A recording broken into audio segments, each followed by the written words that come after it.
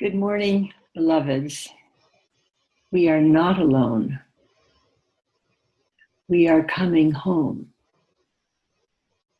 Those of us in whom the flame of expectation burns are an emerging evolutionary family upon this earth. We have been scattered everywhere in order to seed the global culture with the awareness and love of life ever evolving. That we are each an expression of the divine process of creation, here to gentle the birth of a species capable of loving one another as ourselves, capable of overcoming the illusion of the separate self, able to be one with the whole, a puzzle piece within the whole puzzle, as Marx puts it. Now at last, awakening to the impulse of evolution as an expression of our own unique selves evolving, a resonant field, an evolving church, as a home base for the appearance and nurturing of co-creators of the emerging world. This historic declaration of a new home base for the evolving humans. Do we feel loneliness? Yes, we do. What is the response to our aloneness? As Mark puts it, interiority, genuine holy conversation, and purpose. As we join together as members of the evolutionary family of humanity in the evolutionary church, we begin to foster the politics of evolutionary love consciously. We're finding our way home. This reality is flowing through our blood and bones as the impulse of the Creator animating us as unique evolutionary co-creators in the evolutionary church of humanity. So I want to tell a little bit of my own discovery of loneliness, why it occurred and what to do about it, using all the great Dharma that we're getting together here. Loneliness is possibly the most prevalent emotional problem we face in this culture. More people feel lonely than any other psychological problem. And it's obvious what happened. The extended family disappeared. We do not live in community, most of us. There are all services to help us, but we still feel lonely. And I did this myself. I'm a perfect example of someone who broke the pattern.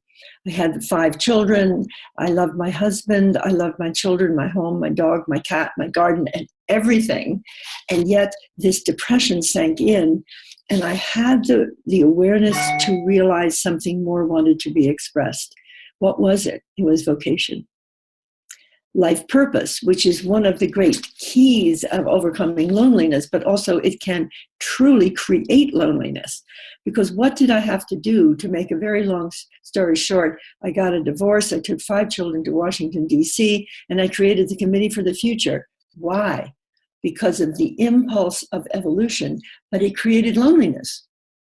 And then I had to create a new family there, and it kept growing and kept growing. And I realized that what's happening here to the evolutionary family of humanity, who now has a new church, it's really an epic moment, is that every one of us somewhere inside said yes to deeper purpose. Said yes to something that separated us from the daily life and maybe the family that we grew up with, or even the husbands or wives we may have had, even the children.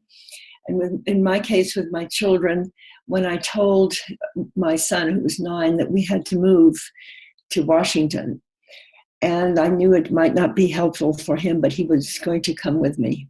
And he said, "Mom, I know what you're doing right. This is what mothers are for. They're supposed to be creating the future," he said. And he put his little 9-year-old arms around me, and I didn't feel lonely. But I was breaking up a very, very comfortable pattern. And so as I went on with this, I realized that no matter where I went, I didn't have a permanent home, because the impulse of doing more, being more, loving more, which is life purpose in each one of us who's a member of the evolutionary family, keeps challenging us to move further onward. So we leave the very secure. Is that true, that we've left a lot of the places that are secure in our lives? But Marx said, this was his genius. He said, Barbara, let's form an evolutionary church. And this woke in me a forgotten hope. What was the forgotten hope? It was something that could not be taken away by my own impulse to create more, love more, and be more. A church of other people who were all doing exactly this. Creating more, loving more, being more for the sake of life. And so this evolutionary church got formed out of the insight that Mark had, that I at first rebelled against. I said, it's an old form. People don't need an old form. They can just meet in any way they want to.